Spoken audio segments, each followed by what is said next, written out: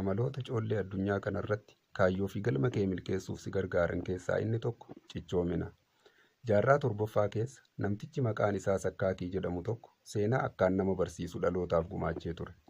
Sakkaakiin umrii isaa ganna 30tti mana barumsaa galee barnoota isaa barachuu jalqabe. Haa ta'u malee Sakkaakiin nama akkaan mataa jabaatuu fi salphaatti barnoonni isaaf hin galle ture. Kanarraa kan ka'e barsiisotaa fi maatiin isaas tasuma milkaa'ina isaatiif abdii hin qaban ture. Ta'us garuu kutannoo fi cichoominaan barnoota isaa itti fufe. Akka tasaa guyyaa tokko barsiisaan isaa barattoota keessaa isa ol kaasee gaafii wayii gaafate. Sakkaakiinis gaafii isaaf dhiyaate kana deebisuuf ijibbaata hedduu godhullee deebisuu hin dandeenye.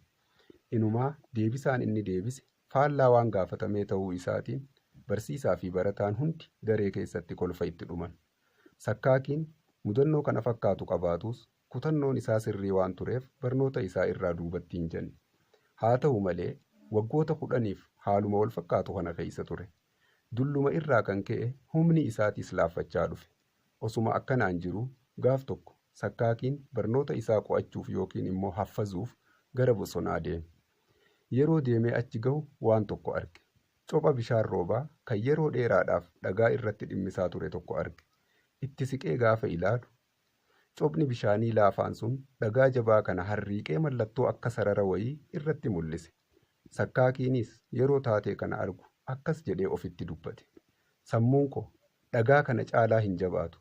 Akkuma copha roobaa kanatti yeroo hunda cophni beekumsaa sammuu kiyya irratti kan dhimmisu yoo ta'e, yoo xiqqaate hanga tokko ashaaraa hambisuu akkaan danda'u beekamaadha jedhee ofitti dubbate.